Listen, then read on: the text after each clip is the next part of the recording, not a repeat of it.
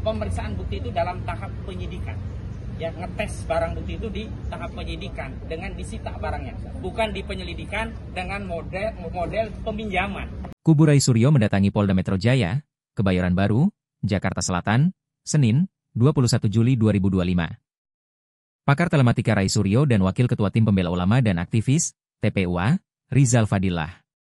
Dalam momen tersebut, Rai Suryo didampingi kuasa hukumnya, Ahmad Hozinuddin. Hozinuddin berujar pihaknya telah menerima surat pemberitahuan dimulainya penyidikan, SPDP, perihal laporan Presiden ke-7 RI, Joko Widodo, Jokowi, terhadap kliennya dalam pencemaran nama baik atas dugaan ijazah palsu. Ia mengatakan, hari ini pihaknya bakal menyerahkan surat kepada Kepala Bagian Pengawasan dan Penyidikan, Kabak Wasidik, Polda Metro Jaya. Selain itu, turut menyerahkan surat permohonan gelar perkara khusus kepada Direktur Reserse Kriminal Umum, Dirreskrimum, Polda Metro Jaya. Selama ini, gelar perkara dilakukan tanpa melibatkan pihaknya sebagai terlapor meski kasus ini sudah menjadi perhatian publik. Hozinuddin juga menyoroti pentingnya keterbukaan dalam proses penyidikan, termasuk soal bukti utama yang dilaporkan Jokowi, yakni ijazah. Menurutnya, dalam tahap penyidikan, seharusnya saksi korban diperiksa terlebih dahulu. Ia menyebut Jokowi sudah dipanggil penyidik, tetapi belum memenuhi panggilan dengan alasan sakit. Nah, hari ini agenda kami ada dua. Ada dua, yang pertama menyerahkan surat ke Kabak Wasidik Polda Metro Jaya, yang kedua menyerahkan surat ke Dirreskrimum Polda Metro Jaya. Surat yang pertama berkaitan dengan kami ingin menyampaikan permintaan atau permohonan untuk dilakukan gelar perkara khusus pada proses laporan Saudara Joko Widodo di Polda Metro Jaya. Mengingat apa yang disampaikan oleh Kabid Humas Polda Metro Jaya, Kombes Pol Ade Arisam Indradi, yang telah meningkatkan penyelidikan kepada penyidikan berdasarkan gelar perkara Polda Metro Jaya, itu gelar perkaranya tidak melibatkan kami selaku pihak yang berkepentingan, dalam hal ini selaku terlapor. Semestinya karena kasus ini sudah menjadi perhatian publik, harusnya ya berkaca pada kasus yang di Baris Krim Mabes Polri yang sebelumnya juga mengumumkan penghentian penyelidikan perkara dugaan tindak pidana pemalsuan dokumen ijazah palsu itu dihentikan sepihak, dan akhirnya kami mengajukan juga surat permohonan gelar perkara di Biro Wasidik Baris Krim Mabes Polri, dan surat itu ditindaklanjuti. Akhirnya kan pada tanggal 9 Juli 2025 yang lalu Biro Wasidik Baris Krim Mabes Polri telah mengadakan proses gelar perkara khusus yang sampai hari ini sebenarnya kita sedang menunggu hasil kesimpulan dan rekomendasi dari Biro Wasidik itu seperti apa. Nah, berangkat dari hal yang sama, karena Polda Metro Jaya melakukan tindakan repetisi kekeliruan yang dilakukan di Baris Krim Mabes Polri, yakni apa? Melakukan gelar perkara secara sepihak, padahal perkara ini perkara yang berkaitan dengan kepentingan publik.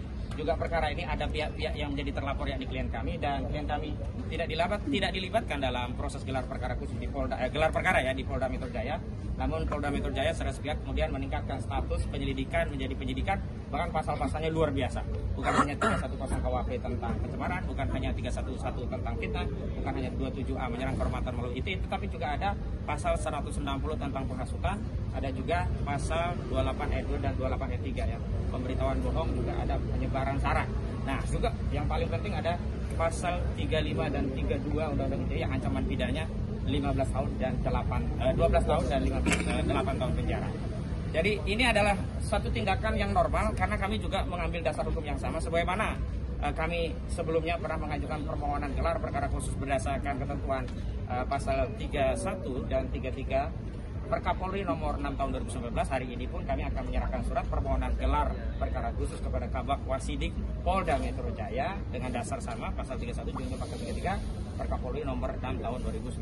Penting ini kami sampaikan karena harus ada tindakan berimbang yang sama, equal, agar ada jaminan keadilan dan kepastian hukum. Kalau di Barkrim saja diadakan gelar perkara khusus, di Polda juga harus demikian ya. Dan sebenarnya yang kami sangat sayangkan adalah semestinya peningkatan status ini menunggu terlebih dahulu hasil gelar Wasidik Baris Krim Mabes Polri. Kenapa demikian? Karena perkara di Polda Metro Jaya dengan perkara di Baris Krim itu sangat beririsan. Sebab tidak mungkin orang bisa dianggap menyebarkan fitnah, yang melakukan pencemaran tentang ijazah palsu sebelum dibuktikan ijazah itu asli. Nah, ijazah yang dipersoalkan ini belum ada hasil kesimpulannya. Bahkan kami dengan tegas menyatakan sebenarnya proses di Polda Metro Jaya tidak bisa ditingkatkan ke penyidikan sebelum ada putusan pengadilan yang berkekuatan hukum tetap yang memberikan ya deskripsi sahih tentang ijazah Saudara Joko Widodo. Kalau hari ini kan ijazah sedang dalam sengketa, jadi tidak cukup dengan statement dari UGM, tidak cukup statement dari lawyernya, tidak cukup statement bahkan dari Baris Krim Mabes Polri, dan yang paling aneh ada proses ya uji terhadap dokumen ijazah itu juga tidak dilakukan sesuai dengan prosedur. Semestinya ya, pemeriksaan bukti itu dalam tahap penyidikan. Ya, ngetes barang bukti itu di tahap penyidikan dengan disita barangnya, bukan di penyelidikan dengan model peminjaman. Jadi ini kan ketahuan banget motifnya hanya untuk menghentikan kasus, sehingga seolah-olah tidak ada perkara tidak pidana pemalsuan karena dihentikan di proses penyelidikan. Dan paling penting, dalam KUHP tidak ada kewenangan penyidik untuk menghentikan penyelidikan. Yang ada kalau belum cukup bukti ya biarkan saja, suatu saat kalau ada lagi ya bisa dinaikkan lagi, tidak kemudian dihentikan. Kenapa? Kalau dihentikan nggak bisa diuji. Beda dengan penyidikan, kalau dihentikan ada SP3, yang SP3 itu bisa diuji dengan lembaga pra-peradilan. Yang kedua, nanti juga ada penjelasan lebih lanjut dari Bang Peters ya.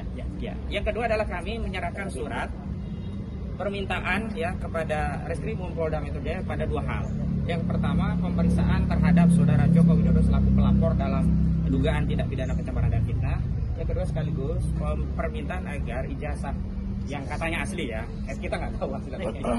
Ijazah yang katanya asli milik Saudara Joko Widodo itu disita karena dalam tahapan prosedur dan prosedur untuk membuktikan fitnah dan pencemaran itu, ijazah itu harus dites laboratorium forensik lagi berdasarkan LP yang dilakukan oleh Saudara Joko Widodo di 30 April 2025 yang lalu. Tidak boleh meminjam hasil dari Bareskrim Mabes Polri. Dan penyidik Polda Metro Jaya juga tidak punya kewenangan menyita hasil dari Bareskrim Mabes Polri karena itu adalah proses yang berbeda, terpisah, berbeda, subjeknya berbeda, pelaku penyelidiknya berbeda, sehingga tidak bisa disatukan. Dan paling penting adalah ada kekhawatiran kami kalau tidak disita. Ini kan sudah banyak ya kasus-kasus belum sampai selesai itu kebakaran ya. Di Kejaksaan Agung lagi memeriksa perkara tertentu kebakaran.